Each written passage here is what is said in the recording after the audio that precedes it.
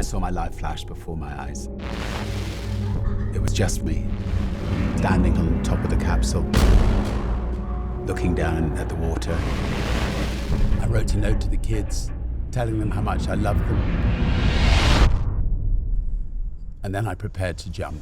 So, the first question, and I got this when I posted online social media-wise, was you're extremely rich, you're adventurous. Was there ever an option to become Batman? I chose Peter Pan. I didn't want to grow old, and I like the idea of just flapping my arms and flying. This is for iHeart, and so we want to ask, when you were on your voyages in the balloons, was there any music you listened to? Was there anything you did to calm you on some of the kind of frightening times? Well, the only tape I had was Like a Virgin, and after listening to it 100 times, I chucked it out of the balloon. Well, you need the weight to get some weight back, right? Exactly. And I want to ask too, saying yes to all these things, on the other side of this, was there ever a time where fear dictated your answer, where you said, I can't, for the fear of having family, for fear of the event itself, Fear should have dictated my answer on a number of occasions, but the thrill of the adventure, I'm afraid, took over, and where I maybe should have said no on occasions, I said yes, mainly because I find life's a lot more fun when I say yes than no. This is true. And surviving these crashes, I guess I want to ask, do you believe in fate? I believe that there's a star up there that's been extremely kind to me throughout my life, and in order to thank that kind star, I'm now working enormously hard to try to, I suppose, to give back, so there were occasions where I shouldn't have survived and been here to talk to you about it, something was very kind to me. And speaking about your adventures in years past that were for brand and also exploration of human ingenuity, your goals and future plans and adventures in the future, do you have more of a goal with them as opposed to extending a brand? Is it more about extending the human race in some way or some other fashion? Yes, I mean, most of my work today is creating not-for-profit organizations run in an entrepreneurial way to tackle some of the big problems of this world. So, the elders tackling conflicts, the ocean elders to try to protect the oceans, the carbon war room to try to tackle climate change, the Global Drug Commission to try to get governments to change their approach to how they deal with drug problems and so on. But we still got some fun sort of business things. Obviously, the space project is going to be. It has been very challenging. It is also wonderfully challenging, and we've had 800 wonderful engineers working on it for 12 years, and it will be also my next personal adventure. So, so I'm hoping to be able to go up in the not too distant future, and we hope that to be the start of an era of the whole. Of thousands of people being able to enjoy space travel. Since you bring that up, I was actually reading up more on space travel and where we are, and Elon has pretty much said that he won't, if Mars becomes an option, he won't be the first up there on that way. If it becomes an option, if there's some way where everything looks to be, will you have a seat on that flight? I'll definitely go to Mars if and when Virgin Galactic build a spaceship to take me there. Yeah, and although Elon's ahead on the big rocket building at the moment, we're determined to catch up. And of course, I'm older than him, so if I go on a one-way trip to Mars, I'll wait another 15, 20 years. But yeah, at least it'll be going in the right direction. Is there anything you'd want to impart on this new piece of land that humans step on? Is it going to be a record you want to leave to play on Mars, or is there something you want to plant?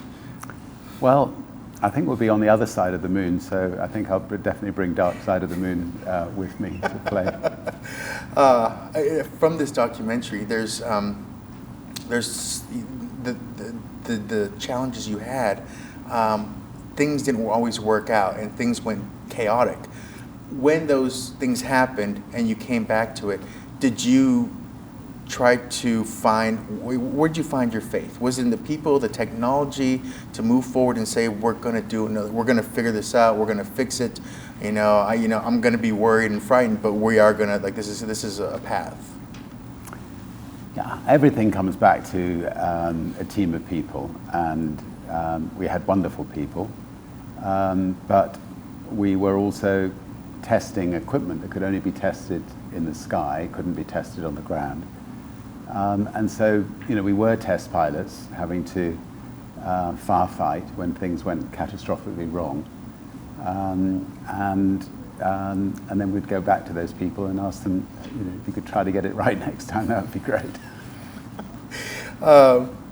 In past news, as well as portrayal of characters like they portray you on The Simpsons, you are the go-getter, always smiling. Richard Branson. Is it hard being Richard Branson sometimes to have the stiff upper lip, whether a balloon is crashing or whether it's just a regular day?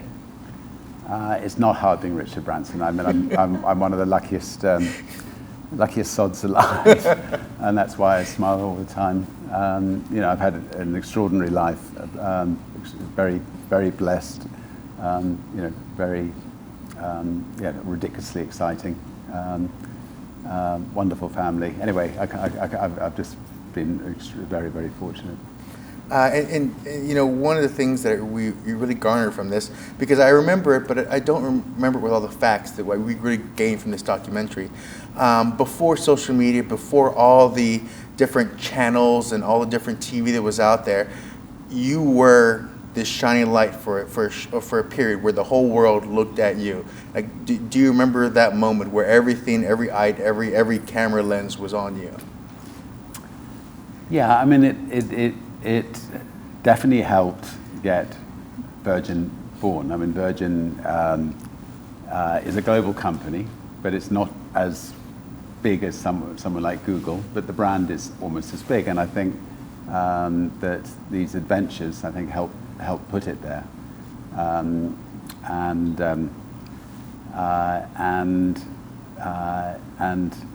Yeah, the public seemed to enjoy what we were doing and seemed to embrace it. I think the fact that we generally failed the first time, maybe sank in a boat, and the second time were successful. I think they almost preferred, they almost preferred that. We were the underdog, the David versus the challenge, so the public very much embraced what we were doing.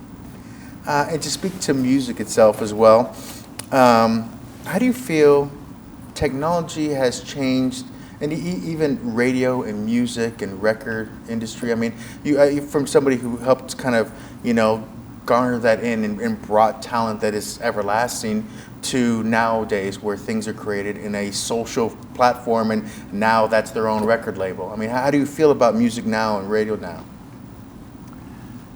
Well, it's very different to the days that Virgin Records was, bringing you Phil Collins or Peter Gabriel or Culture Club or the Rolling Stones or whatever.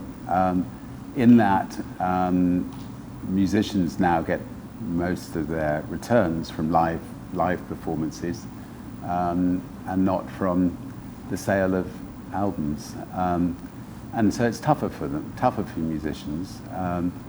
But music continues. Music will live on forever.